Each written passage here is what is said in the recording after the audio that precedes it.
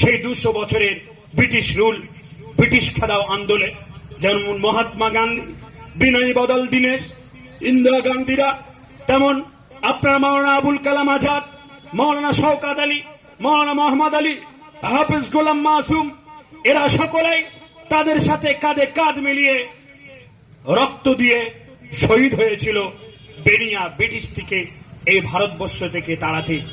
সেই সময় আপনাদের খেয়াল আছে, স্বাধীন ভারতের প্রথম শিক্ষামন্ত্রী মাওলানা আবুল কালাম আজাদের কৃতিত্ব মুছে দিতে পারবেন? খান আব্দুল গফফার খানের কৃতিত্ব মুছে দিতে পারবেন কি এপিজে আবুল কালামের কৃতিত্ব মুছে দিতে? ভারতবর্ষের পবিত্র পার্লামেন্ট যারা কলুষিত করেছে তাদের কাছে আমার দত্তহীন কণ্ঠে জবাব দিতে পারবেন কি মাওলানা আবুল কালাম আজাদের কৃতিত্ব, খান আব্দুল গফফার খানের কৃতিত্ব, হাফিজ গোলাম মাসুম, শহীদ তিতিমুর, মাওলানা আবুল কালাম আজাদ, মাওলানা শওকত আলী, মাওলানা মোহাম্মদ আলী, টিপু সুলতানদের কৃতিত্ব আপনারা কি মুছে দিতে পারবেন? ফয়জুন নিসাদের কৃতিত্ব মুছে দিতে পারবেন না। ক্ষমতা নেই আপনাদের। আপনারা তখন বেনিয়া ব্রিটিশের দালাল ছিলেন।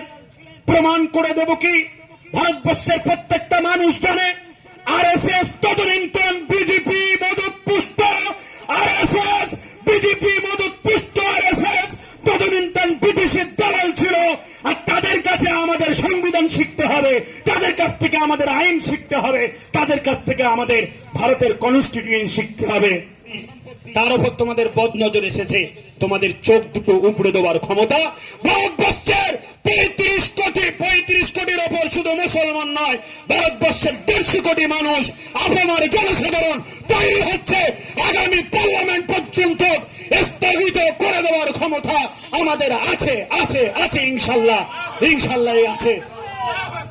এটির কালা কানুন, কালা আইনের বিরুদ্ধে আজকের এই প্রতিবাদী সভার সভাপতি জনাব হযরত মাওলানা মুফতি মুস্তাফিজুর রহমান সাহেব,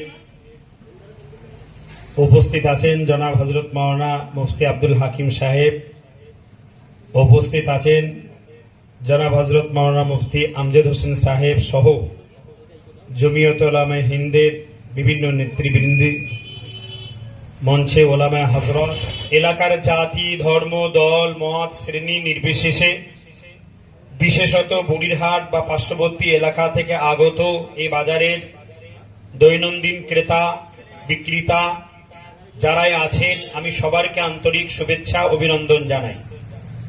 আমি খুব সংক্ষেপে কিছু পয়েন্ট আপনাদের কাছে রাখছি, আপনারা একটু গভীর আগ্রহের সহিত শুনুন এবং বুঝুন। আমরা আজকে বুড়িরহাট বাজারে মাইক বেঁধে পুলিশের কাছ থেকে বা থানা থেকে পারমিশন নিয়ে এ প্রোগ্রাম কেন করতে চলেছি? বিভিন্ন পার্টির ব্যানারে তারা পার্টির প্রোগ্রাম করে, তৃণমূল কংগ্রেস বলুন, ফরওয়ার্ড ব্লক বলুন, সিপিএম বলুন, কংগ্রেস বলুন, আইএসএফ বলুন, বিজেপি বলুন, তাদের ব্যানারে নিজস্ব তাদের পার্টির প্রোগ্রামগুলো করে, পার্টির জনসভা করে, রাজনৈতিক প্রতিবাদ সভা করে, রাজনৈতিক জনসমাবেশ করে।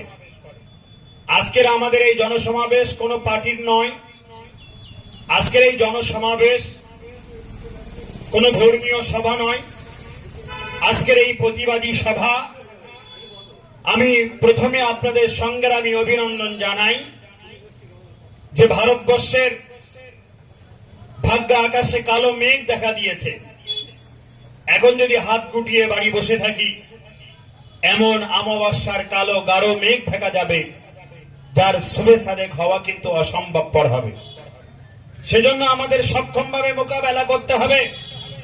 কে কোন পার্টি করি, কে কোন রাজনৈতিক দল করি, সেটা তার নিজস্ব মতামত বা নিজস্ব ব্যাপার, কিন্তু আমরা আজকের ভারতের সংবিধান বাঁচানোর জন্য, ভারতবর্ষের মানুষদেরকে সঠিক রাস্তায় সঠিক দিশারি দেখার জন্য, ভারতের আইন কনস্টিটিউশন, ভারতের ল অ্যান্ড অর্ডারকে সঠিক জায়গায় রাখার জন্য আমাদের আজকের এই প্রতিবাদী সভা। এখানে আমাদের কোন হিন্দু ভাইদের প্রতি বা হিন্দুদের বিরুদ্ধে কোন সমাবেশ নয়। এই ওয়াকফ সম্পত্তি পুনরুদ্ধার মানব সম্পত্তির যে কালা কানুন বা কালা আইন যে তৈরি করা হয়েছে ভারতবর্ষের পার্লামেন্টে, ভারতবর্ষের সংসদে 2024 সালে আগস্টে, সেটাকে এরা আইনি পরিণত করার জন্য এই 2025 সালে এপ্রিল মাসে 3 এবং 4 দিন মিলে রাষ্ট্রপতি সেখানে সাইনও করে দিয়েছে।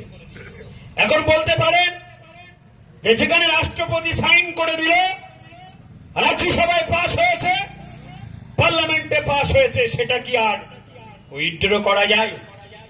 আমার পূর্বে মোস্তাফিজুর ভাই বলছিলেন দিল্লির যন্ত্রমন্ত্রে, দিল্লির রাজপথে নেবে যদি কৃষকরা তাদের ন্যায্য দাবি আদায়ের জন্য তারা দীর্ঘদিন আন্দোলন করে ভারতবর্ষের মানুষদেরকে দেখিয়ে দিতে পারে ভারতবর্ষের 35% ওপর মুসলিম সম্প্রদায়ের বাস, শুধু মুসলমানরা এই সাংবিধানিক আইনের পক্ষে নয়, আমার হিন্দু দাদারা, হিন্দু ভাইয়েরা, হিন্দু পার্লামেন্টের মেম্বাররা আপনারা দেখেছেন 228 জন একদিকে, আর একদিকে 288 জন, একদিকে 228, সেই দিকে এই 228-এর মধ্যে কিন্তু হিন্দু পার্লামেন্টের মেম্বাররা কিন্তু তারাও ভোট দিয়েছে।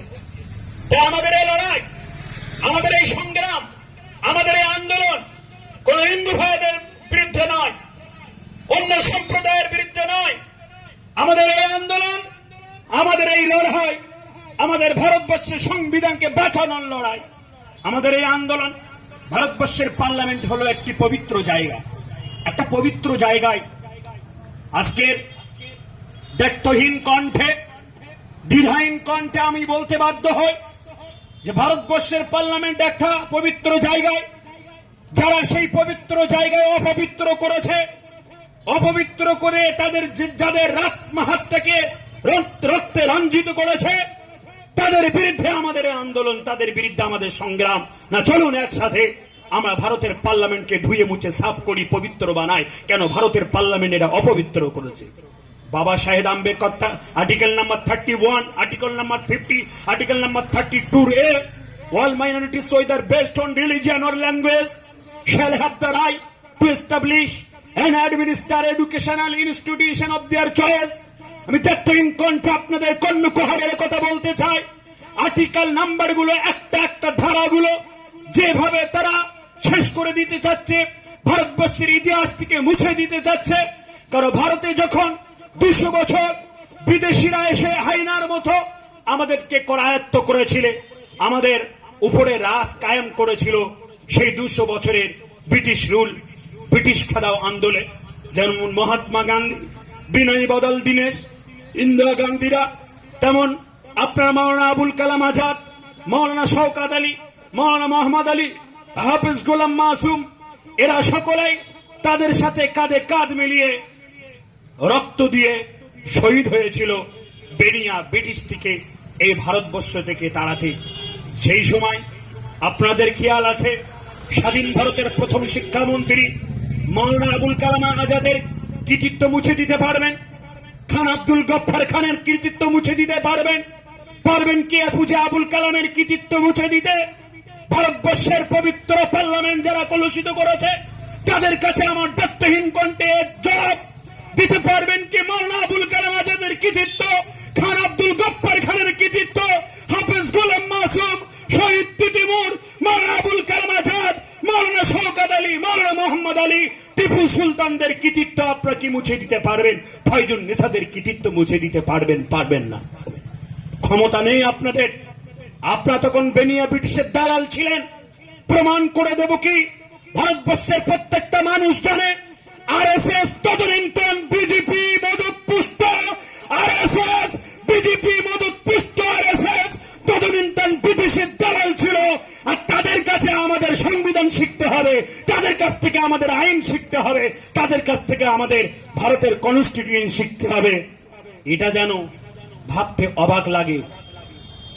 আজকের বলতে আমাদের কোনো দ্বিধা নাই, দ্বিধাহীন চিত্তে কথা আমরা বলতে চাই যে ভারতবর্ষের মাটিতে ইয়াং যুবক ছেলেরা তারা চাকরি পাবে, চাষিরা তাদের ন্যায্য ফসলের দাম পাবে। আজকের যারা ছোট ছোট ব্যবসায়ী, ক্ষুদ্র ব্যবসায়ী, তারা দিন দিন উন্নতির শিখরে পৌঁছে যাবে। ভারতবর্ষের মানুষ, কে হিন্দু, কে মুসলিম, কে শিখ, কে জৈন, কে পাঞ্জাবি, কে সাঁওতালি, কে আদিবাসী, সবাই মাথা উঁচু করে কাঁধে কাঁধ মিলিয়ে একই সঙ্গে, কেন আমরা প্রতিদিন সকালে যখন উঠি আমাদের মাথার উপরে যে সূর্য ওঠে, একজন মুসলিম ভাই সে যে সূর্যের তাপ অনুভব করে, একজন হিন্দু ভাইও সেই সূর্যের তাপ অনুভব করে। আমরা যে মাটি দিয়ে চলি, যে রাস্তা দিয়ে চলি, আজকের একজন হিন্দু ভাই, একজন মুসলিম ভাই, আমরা একই সাথে মিলেমিশে। কিন্তু কি একটা হলো জানো, ভারতবর্ষের প্রত্যেকটা ট্রেনে হোক, বাসে হোক, আর দোকানে বাজারে হোক, শুধু হিন্দু মুসলিম, মন্দির মসজিদ, এছাড়া কোনো কথাই নেই, এছাড়া কোনো গল্প নেই। গত বৃহস্পতিবারে নদিয়া জেলা থেকে একটি মুমূর্ষ রোগী আপনার মারুতি করে 80 বছরের একজন বৃদ্ধ সামনে বসে আছেন, ড্রাইভারের লেফট সাইডের সিটে এমন করে যাচ্ছে কলকাতাগামীতে চিকিৎসা করাতে। দেখতে পেলাম সোশ্যাল মিডিয়াতে কিছু হাইনার দল, কিছু জানে না বোঝে না, ভারতবর্ষের আইন সম্বন্ধে এদের জ্ঞান নেই, এদের নেতাদের জ্ঞান নেই, অমিত শাহর জ্ঞান নেই, নরেন্দ্র মোদীর জ্ঞান নেই। কি জ্ঞান আছে? ওদের কোয়ালিটি গুলো খুলুন। ওদের কোয়ালিটি হলো যে নরেন্দ্র মোদী 2002 সালে যে কিনা গুজরাট দাঙ্গা করেছিল, গোটা বিশ্বের মানুষ বলছে, গোটা বিশ্বের মানুষ বলছে একজন দাঙ্গাকারী সে হয়েছে ভারতবর্ষের মসনদে প্রধানমন্ত্রী। ভাবতে পারেন শিয়াল যদি হয় মুরগি এবং হাঁসের প্রতিপালক, রক্ষাকারী, তাহলে ভাবতে হবে ডাল মে কুচ কালা হে। এর ইচ্ছা শুধু দাঙ্গা করো, হিন্দু মুসলমান ভাগ করে দাও, ডিভাইডেড করে দাও, এদেরকে শেষ করে দাও। কলা কৌশলের মধ্য দিয়ে কোন রকম ভাবে তারা একটু শক্তি হবে, অর্থনৈতিক পরিকাঠামো বেড়ে উঠবে। আমরা কি চাই? মসজিদ আর মন্দির এটা তো আপন জায়গায় থাকবে। ধর্ম আমাদের আর্টিকেল দিয়েছে যে all minorities whether based on religion or language, সে ভাষাগত হোক, ধর্মীয়গত হোক, আর আপনার কোন বর্ণের গত হোক, সে তার ধর্ম নিজস্ব কৃষ্টি কালচার, তার ধর্ম তাহাজিব সংস্কৃতি ভারতবর্ষের মাটিতে পালন করতে পারবে। নানা জাতের, নানা মত, নানা পরিধান, বিভেদের আছে দেখো মিলানো মহান। আমরা তো চলে যেতে পারতাম পাকিস্তানে, কিন্তু যাইনি। আমরা এই ভারতবর্ষে চয়েস করেছিলাম, বাংলাদেশে যাইনি। 1947 সালে ভারতকে চয়েস করেছিলাম, আর ওদের কাছ থেকে ভারতবর্ষের আইন শিখতে হবে। কোথায় বলে ওদের কাছ থেকে আইন শিখতে হবে? কিচ্ছু ওরা জানে না। ওরা শুধু দাঙ্গা করতে এসছে আর ভাগ করতে এসছে। আজকের মারুতি থেকে আপনি ভাবতে পাচ্ছেন মুমূর্ষ রোগী নিয়ে যাওয়া হচ্ছে, 80 বছরের বৃদ্ধ দাড়িওয়ালা পাঞ্জাবি পরে বসে আছে, তার সামনে এসে জোর করে গাড়িটাকে রেখে নদিয়া জেলায়, গত বৃহস্পতিবারের ঘটনা বলছি, এই বাংলায় ঢুকে পড়েছে। আমি মাননীয় মুখ্যমন্ত্রীকে বলবো, যারা এইগুলো করছে অবিলম্বে তাদের গ্রেফতার করতে হবে, নইলে আগামী দিন এটা যদি বাড়তে থাকে খুবই একটা খারাপ ভয়ঙ্কর দিন আসছে। গাড়ি যাচ্ছে মারুতি, আমি নিজে চোখে দেখেছি, গাড়িকে রেখে জোর জবস্তি করে দুটো RSS এর ফ্ল্যাগ দুই দিকে বেঁধে দেবে, বলছে বলো জয় শ্রীরাম। সামনে মারুতির কাছের উপরে 4 তারা একটা স্টিকার লাগানো আছে, আমি দেখলাম ওই 4 তারা স্টিকার গুলো দুই দিকে এইভাবে মানে প্লাস্টিক দিয়ে ঢেকে দিচ্ছে। কি সাহস এদের বেরিয়ে! পাশে পুলিশ আছে। পুলিশের কাজ কি ছিল? অন্যায়কে রুখে দেওয়া। সম্মানের সঙ্গে জানাচ্ছি, পুলিশের কাজ পুলিশের করতে হবে। পুলিশ যদি তার নৈতিক দায়িত্ব কর্তব্য পালন না করে, পুলিশ যদি ল অ্যান্ড অর্ডারকে ফলো না করে, তাহলে সাধারণ মানুষ কি করবে? জোর জবরদস্তি কিছু হতে পারে না। ভারতবর্ষে একটা আপনি প্রমাণ দিতে পারবেন এই তো ঈদের ময়দান হয়ে গেল, কোন মসজিদ, কোন মন্দিরে গিয়ে জয় শ্রীরাম স্লোগান দিতে হয়েছে, আর সেখানে গিয়ে মন্দিরগুলো প্লাস্টিক দিয়ে ঢেকে রাখতে হয়েছে। কোথাও এটা প্রমাণ দেখাতে পারবেন না। কারণ আমার নবীজি বিদায় হজে 10 লক্ষেরও অধিক সাহাবীদেরকে নিয়ে তিনি যখন বিদায় হজ সংলগ্নে গিয়েছিলেন, তিনি বলেছিলেন যার ধর্ম তার কাছে পরধর্ম সহিষ্ণুতাই হলো উৎকৃষ্ট ধর্ম। আমি মনে করি যে এলাকাতে মানে সংখ্যাগরিষ্ঠ মুসলমান থাকবে, সংখ্যায় বেশি মুসলমান থাকবে, নবীজি বলছে বিদায় হজে সংখ্যায় বেশি মুসলমান থাকবে।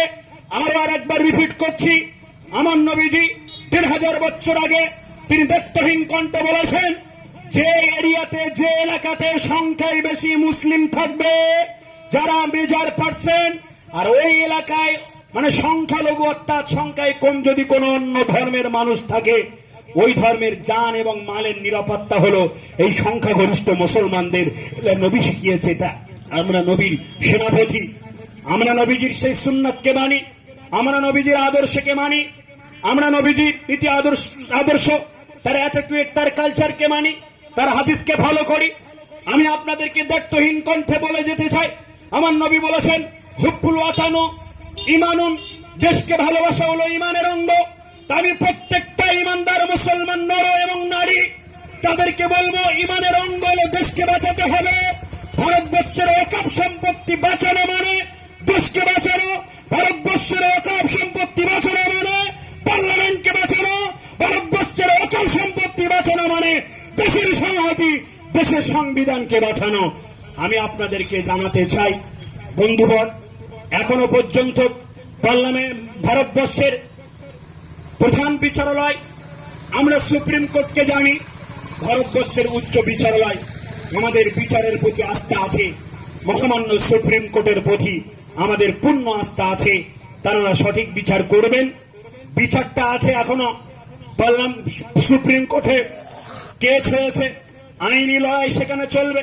কিন্তু ইতিমধ্যে যোগীর রাজ্যে উত্তরপ্রদেশে, আমি আপনাদেরকে বলে দিতে চাই, যোগীর রাজ্যে উত্তরপ্রদেশে কৌশুনি বলে একটি জেলা আছে, যে জেলাতে 58 একর জমি জোর জবস্তি করে, এখনো তো এটা বিচার আইনে আছে। এখানে যদি কোনো একটা বাড়ি করতে চায় কেউ, আর ওটা যদি কোর্টে কি থাকে, কোর্টে যদি কমপ্লেন থাকে, কেউ কি বাড়ি করতে পারবে?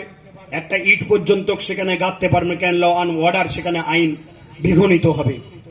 ভাবতে পারছেন আইন কোথায়? যোগীর রাজ্যে, যেখানে সবচাইতে বেশি মুসলমান বাস করে, গোটা ভারতবর্ষের যত প্রপার্টি আছে, এই প্রপার্টির থেকে রেলের পরেই যে প্রপার্টি, সেটা হলো কি করছে, ডিস্টার্ব করছে, সেটা হলো এই ওয়াকফ সম্পত্তি প্রপার্টি। এখন চাকরি দিতে পারছে না।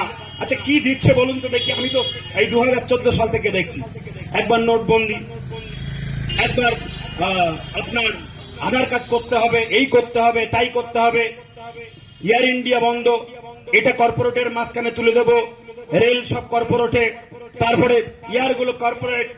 কি দিচ্ছে ওরা? শুধু তো আদানি আমদানি, ওই যে রিলায়েন্স কোম্পানি, তাদের তো বড় লোক করছে, পেটোয়ারদের বড় লোক করছে। আর মধ্যবর্তী মানুষ দেখুন দিনের পর দিন শেষ হয়ে যাচ্ছে। কি দ্রব্যমূল্য বৃদ্ধি হচ্ছে, এটাকে ঘুরিয়ে রাখার জন্য, আপনাদেরকে মাইন্ডটাকে ডাইভার্ট করে দেওয়ার জন্য একের পর এক মুসলিমদের প্রতি অত্যাচার এবং গুঞ্জনা এবং বঞ্চনার প্রতি হিংসা ভারতবর্ষের মসনদে আমরা দেখতে পাচ্ছি। আমার সম্মানিত ভাইয়েরা, সেই যোগীর রাজ্যে 58 একর জমি তারা হস্তান্তর করেছে। আবার আমি দেখতে পেলাম হরিয়ানাতে ফরিদাবাদে 50 বছরের উপরে একটি মসজিদ, এই রিসেন্ট কথা বলছি, আমি একদম টু দি পয়েন্ট বলছি। গত শুক্রবারে বিভিন্ন পত্র পত্রিকায়, বিভিন্ন নেটওয়ার্কের মাধ্যমে আমরা দেখতে পেলাম 50 বছরের একটা মসজিদ হরিয়ানা ফরিদাবাদে, মসজিদটাকে বুলডোজার এনে আপনার ভেঙে গুড়িয়ে দেওয়া হয়েছে। আশ্চর্যের ব্যাপার। মসজিদে নামাজ হবে, মন্দিরে পূজা হবে, এটাই তো ভারতবর্ষ। নানা জাতের নানা মত, নানা পরিধান, বিবিধের আছে দেখো মিলানো মহান। এত সুন্দরভাবে আমাদের ভারতবর্ষ চলছিল। আজকের একটা অশুভ শক্তি, অশুভ দল ভারতবর্ষটাকে করায়ত্ত করে দিন দিন করে নাস্তা নাবুদ করছে। এখন আমি আপনাদের সম্মুখে এই যে ওয়াকফ আমরা বলি, ওয়াকফ অ্যাকচুয়ালি এটা হলো আল্লাহর সম্পত্তি। মসজিদ, মাদ্রাসা, খানকা, তারপরে মার্কাজ, এগুলো হলো আল্লাহর সম্পত্তি। এখন আল্লাহর সম্পত্তি নিয়ে যারা টানা হিচড়া করছে, আপনার বাপের যে রেখে যাওয়া পৈতৃক সম্পত্তি, আপনি ফারায়েজ কোষে যেমন জমি পেলেন, বাড়ি পেলেন, দোকান পেলেন, আমাদের বাপদাদু পূর্বপুরুষ তারা এই ওয়াকফ তারা ওয়াকিফ করেছিল যে আমাদের এই সম্পত্তি আমরা অডিট করে দিলাম, দান করে দিলাম, মুসলমানদের উন্নয়ন, দাতব্য চিকিৎসালয়, শিক্ষা, মাদ্রাসা, মসজিদ, মক্তব, বিভিন্ন রকম ভালো কাজগুলো, শিক্ষা, চিকিৎসালয় চলবে। অনেক প্রপার্টি আছে, হাই স্কুল, হাই মাদ্রাসা, প্রাইমারি স্কুল, চিকিৎসালয়, হসপিটাল আছে, সেগুলো চলবে। এরা এখন বলছে না, ওগুলো করা যাবে না, ওগুলো বন্ধ করে দিতে হবে। আমি যেহেতু ওয়াকফ বোর্ডে আছি, এই আইনের মধ্যে দুটো আইন আপনাদের কাছে তুলে ধরে আমি আমার বক্তব্য ইতি করতে চাই। সম্মানিত আমার বন্ধু, সম্মানীয় শ্রোতাবৃন্দ, একটু গভীর হৃদয় আগ্রহ সহিত আপনাদের এই দুইটা আইন আপনাদের শোনার জন্য অনুরোধ রাখবো। একটি হলো এই যে ভারতবর্ষের পার্লামেন্টে যে ওয়াকফ অ্যামেন্ডমেন্ট বিল যে পাস করেছেন, এর মধ্যে যে 40টা ধারা আছে, তার মধ্যে দুইটি ধারা আপনাদের কাছে বলছি, আপনাদের মগজ ধোলাই হয়ে যাবে। কি জিনিস অ্যাকচুয়ালি? আমি যেটা আগে বললাম যে আমাদের রেখে যাওয়া সম্পত্তিতে মসজিদ আছে, মাদ্রাসা আছে, কবরস্থান আছে, খানকা আছে, মার্কাজ আছে, ঈদগাহ আছে, এগুলো হঠাৎ করে আপনার বাড়ির পাশের কোন একজন মানুষ, দূরবর্তী কোন একজন মানুষ, বুড়িরহাটের একটা কবরস্থান আছে, ওই এসে বলল ওই কবরস্থান বুড়িহাট মানুষের জন্য নয়, ওই কবরস্থান অনেক আগে সরকারি কবরস্থান ছিল। লিখে দিল, লিখে কমপ্লেন জানালো। কোথায়? বিডিও অফিসে জানাতে পারে, বা ডিএম অফিসে জানাতে পারে, বা থানাতে একটা কমপ্লেন করতে পারে। XYZ যেখানে হোক, যদি কোনো মানুষ সন্দেহবশিত ভাবে যদি কোনো প্রপার্টির উপরে যদি কমপ্লেন করে, ওই কমপ্লেন করার আগে করার পরে আপনাকে সেই ব্রিটিশ আমলের আগের থেকে যে সমস্ত অডিট আছে সেগুলো আপনাকে নিয়ে দেখাতে হবে। কোথায়? কালেক্টরের অফিসে, ডিএম অফিসে, বিডিও অফিসে। যতক্ষণ না পর্যন্ত আপনি প্রমাণ না করতে পারবেন যে বুড়িহাটের কবরস্থান সাধারণ জনসাধারণ মুসলমানদের কবর দেওয়ার জন্য, প্রমাণ আপনাকে করতে হবে। বিভিন্ন তার ক্রাইটেরিয়া, রুলস আছে। এই ক্রাইটেরিয়া, আপনার রুলস গুলো জোগাড় করতে করতে 5-10 বছর কেটে যাবে। আর আব্দুল সেলিম, আব্দুল করিম, আব্দুল ফাত্তার, আব্দুল সাত্তার যখন মারা যাবে, তার ছেলেরা, তার মানে ভাইপোরা, তার ভাইয়েরা তার লাশটা কাঁধে করে নিয়ে বুড়িরহাটে যখন কবরস্থানে দাফন করতে যাবে, বলে না, লাশ রাখো, এই কবরস্থানে দাফন করা যাবে না, কারণ এটা হস্তান্তর করা আছে, সরকারি প্রপার্টি হিসাবে কমপ্লেন করা আছে। যতক্ষণ না পর্যন্ত মানে আপনি কনফার্ম না করতে পারছেন, যতক্ষণ না পর্যন্ত প্রমাণ না করাতে পারছেন এই প্রপার্টি কবরস্থান আপনার, ততক্ষণ পর্যন্ত কবর এই প্রপার্টির উপর দেওয়া যাবে না, কবরস্থানে কবর দেওয়া যাবে না। ভাবতে পারছেন? মসজিদে নামাজ পড়তে যাচ্ছেন, কি বন্ধ হচ্ছে না? জ্ঞানপাপি কি হলো? হরিয়ানাতে কি হলো? মসজিদে আকসা কি হলো? ওটা মসজিদে আকসা ওর নাম, বন্ধ করে দিচ্ছে, শেষ করে দিচ্ছে। এটা একটা আইন, এই আইন ওরা নিয়ে এসছে। আর একটা আইন হলো, কোন একজন মানুষ হয়তো সে শিক্ষিত নয়, অর্থাৎ তার কিছু জমি আছে, তার কিছু সম্পত্তি আছে, কিছু টাকা পয়সা আছে, জমি কিনে দিয়ে, ল্যান্ড কিনে দিয়ে মসজিদে, মাদ্রাসায়, মক্তবে দেবে, ঈদগায় দেবে, খানকায় দেবে, মার্কাজে দেবে। কিন্তু বর্তমান সরকার আইন নিয়ে এসছেন কি, 5 বছর ধরে সলিমউদ্দিন লল্টু ফল্টু বিল্টু যাই হোক না কেন, যদি সম্পত্তি ওয়াকফ করতে চায়, 5 বছর বিফোর 5 ইয়ার্স তাকে সার্টিফাইড করতে হবে, প্রমাণ করতে হবে সে মুসলমান ছিল, তার রিলিজিয়াস ইসলাম ছিল এবং তার জাতি মুসলিম ছিল। প্রমাণ করতে হবে। কি প্রমাণ? সে প্রমাণ করতে গেলে আপনার মাথার ঘাম পায়ে পড়বে, প্রমাণ আপনি করতে পারবেন না।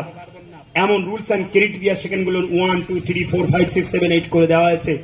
আপনার প্রমাণ করতে আপনি মুসলমান, সেটা স্ক্যান করে সেই মানে আপনার পেজের সঙ্গে পাঠিয়ে দিতে হবে যে আপনি মুসলমান, আপনি দান করবেন, দান যেখানে সেখানে করতে পারেন। মানে আগে যা দান, দুটো জায়গায় কেমন মেরেছে দেখেন। আগে যে দান করেছিল সেগুলো বন্ধ, আবার নতুন করে ও দান করতে পারবে না। মানে মাদ্রাসা বন্ধ করো, মসজিদ বন্ধ করো, ঈদগাহ বন্ধ করো, কবরস্থান বন্ধ করো, কবরস্থানে কবর আর দেওয়া যাবে না।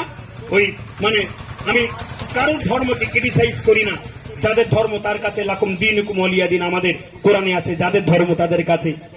আমাদের হিন্দু ভাইরা তারা শ্মশানে নিয়ে যায় লাশটা পুরানোর জন্য, মুসলমানরা তারা কি কবরস্থানে নিয়ে যায় লাশটা দাফন করার জন্য, এবং খ্রিস্টানরা তারা কি করে, মমি করে বাক্সের মধ্যে ঢুকিয়ে দেয়।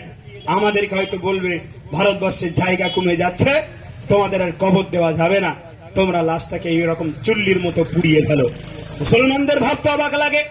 আজকের বুড়িহাটের এই সমাবেশ ডাকছে, কিছু মাদ্রাসার ছেলেগুলো আসবে, এরা পড়াশোনা করার জন্য বুড়িহাটে এসছে বিভিন্ন জায়গাতে।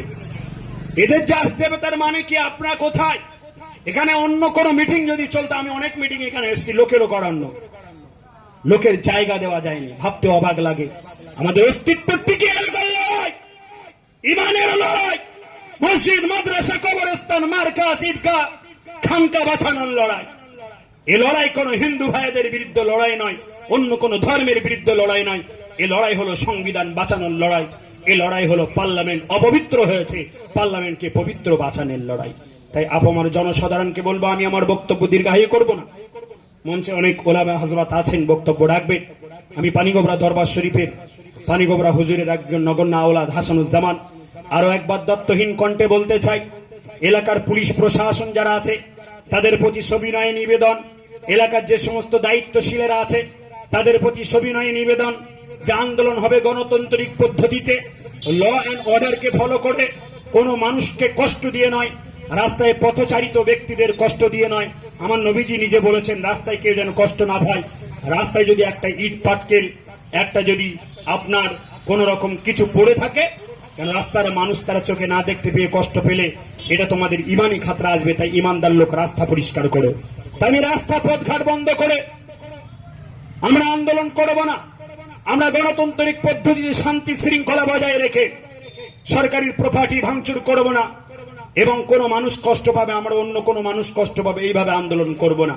কারণ ইসলাম হলো শান্তি, পিসফুল মাইন্ড নিয়ে শান্তিপূর্ণময় ভাবে গণতান্ত্রিক পদ্ধতিতে ল অ্যান্ড অর্ডারকে ফলো করে আগামী 26শে এপ্রিল দিচ্ছে ডাক, হিন্দু মুসলিম দিচ্ছে ডাক, কালা কানুন নিফাত যাক।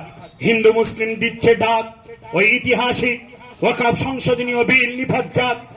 ভাই বোনেরা দিচ্ছে ডাক, আগামীতে আবার পার্লামেন্টের নতুন সূর্য উদয় হোক। আমরা সবাই ঐক্যবদ্ধভাবে আমরা আন্দোলন করব, গণতান্ত্রিক পদ্ধতিতে আন্দোলন করব, সংবিধানকে সামনে রেখে আন্দোলন করব। এলাকার কোন আইন শৃঙ্খলা কিছুই কোন রকম বিঘ্নিত হলে আগে পুলিশ প্রশাসন আছে তাদেরকে জানান, তাদের প্রতি আমাদের শ্রদ্ধা আছে, তাদের প্রতি আমাদের সম্মান আছে। তাদের প্রতি সম্মান জানিয়ে এলাকার আপুমার জনসাধারণ, এলাকার বুড়িরহাটের পার্শ্ববর্তী এলাকার জাতি ধর্ম দলমত শ্রেণী নির্বিশেষে সকলের প্রতি আন্তরিক শুভেচ্ছা জানিয়ে অভিনন্দন জানিয়ে আগামী 26শে এপ্রিল ব্রিগেড প্যারেড ময়দানে যে ঐতিহাসিক সমাবেশের আয়োজন করা হয়েছে, যেই ডাকবে অনেকে বলছে যে আব্বাস সিদ্দিকী, তারপরে আমাদের নওশাদ সিদ্দিকী, আমাদের তোহা সিদ্দিকী, তারপরে কামরুজ্জামান ভাই আছেন, আরো যারা আছেন, তারা ডাকলে সবার ডাকে যাবেন, যদি সেটা রুলস অ্যান্ড প্রসিডিওর মেনে হয়, শান্তিপূর্ণময় ভাবে হয়। কারণ আমাদের সকলের লড়াইটা একটাই লড়াই, মসজিদ বাঁচানো, মাদ্রাসা বাড়ানো। দিকুল্লাহ চৌধুরীর মতো একজন মানুষ, সম্মানীয় ব্যক্তি, তিনি আমাদের এই পশ্চিমবাংলার একজন মন্ত্রী এবং জমিয়তে উলামায়ে সর্বভারতীয় সাধারণ সম্পাদক। তিনি গোটা বিশ্বে ভারতবর্ষের বাইরে যান, তার মতো মানুষকে বিজেপির লোকেরা বলছে দাড়ি ছিঁড়ে নেবো। আপনি ভাবতে পারছেন? ছি ছি ছি, দাড়ি ছিঁড়ে নেবো বলছেন। আরে দাড়ি যদি ছিঁড়তে, নরেন্দ্র মোদীর তো দাড়ি আছে, ওটা আগে ছিঁড়ে দেখাও। পারবে? পারবে না। দাড়ির প্রতি এত কেন তোমাদের মানে অবিরক্তি? আমরা তো ভারতবর্ষের ট্যাক্স দেই, ট্যাক্স পে করি, ট্যাক্স তো ফাঁকি দেই না। আমাদের বাপ দাদু রেখে গিয়েছে, এটা তো আমাদের সম্পত্তি। এই সম্পত্তির উপর এখন বদনজর কেন এসছে? তোমরা কি দিচ্ছ? কিচ্ছু তো দিতে পারছো না। আমাদের বাপ দাদুর পৈতৃক সম্পত্তি, তার উপর তোমাদের বদনজর এসেছে। তোমাদের চোখ দুটো উপড়ে দেওয়ার ক্ষমতা ভারতবর্ষের 35 কোটির ওপর শুধু মুসলমান নয়, ভারতবর্ষের 150 কোটি মানুষ, আপনার জনসাধারণ তৈরি হচ্ছে। আগামী পার্লামেন্ট পর্যন্ত স্থগিত করে দেওয়ার ক্ষমতা আমাদের আছে, আছে, আছে, ইনশাল্লাহ, ইনশাল্লাহ আছে। এই কথা বলে আমি আমার বক্তব্য শেষ করছি। সবাই ভালো থাকবেন, সুস্থ থাকবেন। আসসালামু আলাইকুম রহমতুল্লাহি তাআলা ওয়া বারাকাতুহু।